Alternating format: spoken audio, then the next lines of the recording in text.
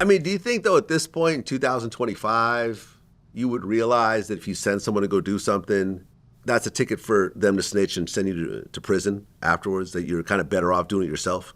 I mean, I guess not. Look at the Yellow Beezy situation. You got somebody that's clearly not all the way there, and a video just came out that he's basically standing on it. Like, yeah, so what? It is what it is.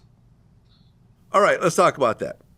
So, Mo3 was killed a few years back, and I'd Right. interviewed Mo3.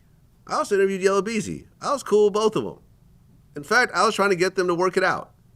Unsuccessfully, of course. But I remember even telling Mo3 he should move out of Dallas. And he goes, nah, man, I'm good. Ain't no one chasing me down. Someone literally chased him down and killed him. So, the murderer was arrested, sent to prison, but then recently, I guess he started cooperating and saying that Yella Beezy actually put out a hit. And I guess Beezy had taken out like $40,000 or something, like out of his Right. bank account right around that time. And now Yella Beezy's charged with capital murder. And I didn't know what that meant, but that means that's murder with the death penalty. Yeah. I'm talking about Texas here. They throw that around like it's nothing.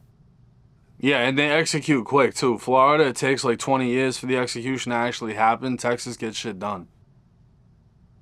Yeah. So there was a $2 million bond. It was lowered to $750,000, and I guess Beezy is bonded out, and he's seeing what's going to happen. Now, like you said, the alleged murderer made a video in prison. I guess he did an interview in prison, and it wasn't over a jail phone, so it was like he basically got a legal phone to do an interview. Yeah, he's in the I believe the feds right now. Cuz he got convicted on a gun. But yeah, he's basically, I mean, bro, you got to understand, like, this is somebody that openly had a transgender girlfriend and was still trying to maintain a rap career, which is something you don't hear about.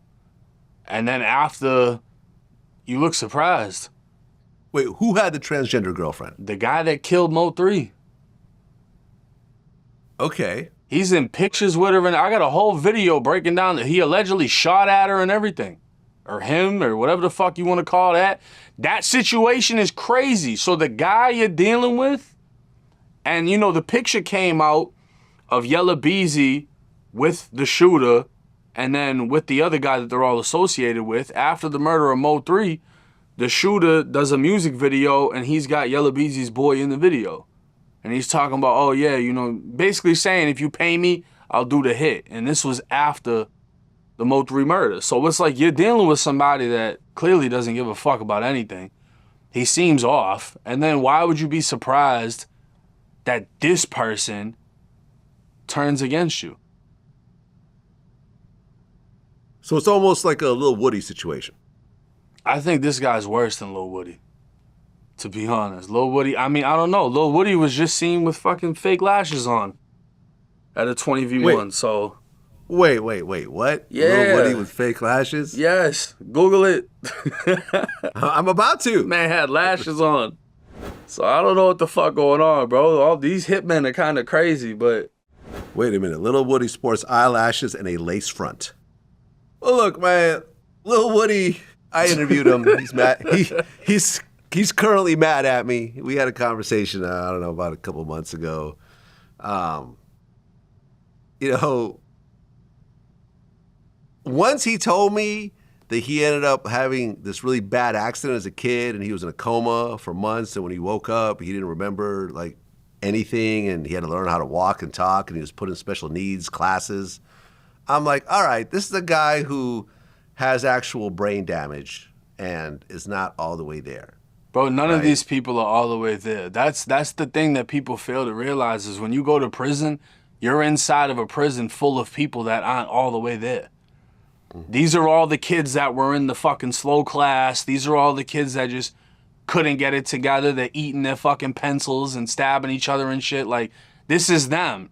And this is them when you give them chains and guns. They go and kill your favorite rapper, and then they snitch on it after, and they don't give a fuck because they never gave a fuck. They never had a fuck to give.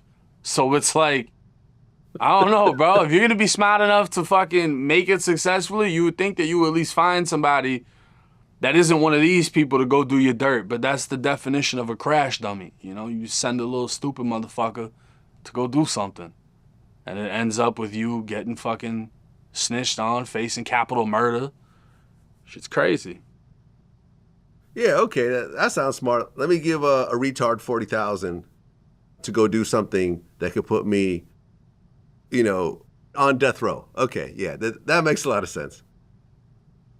Yeah, let me do that, and I like, it's 40,000, right?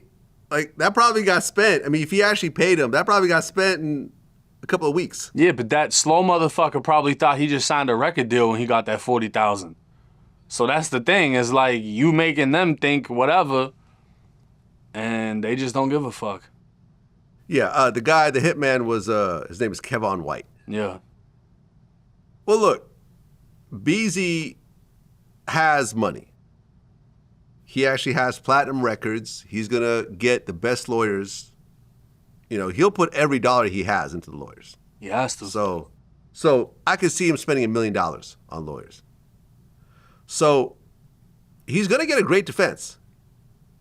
And if the main witness is this retard here, I mean, like, I don't know if this is gonna stick. I'm hoping it doesn't. And I think the definition of what he was charged with doesn't even mean that the shooter got paid.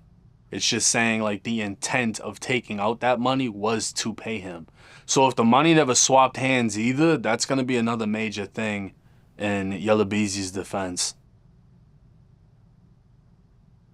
Also, when you think about people at this level, taking out 40,000 is not all that uncommon. Especially not if Seriously. you're a rapper. Like, no, that's If you're a rapper, strip club money. I've taken out, I'm gonna go buy a watch. I'm gonna take out 40,000. Oh, I'm gonna go hit the strip club. Let me take out 10,000. Oh, I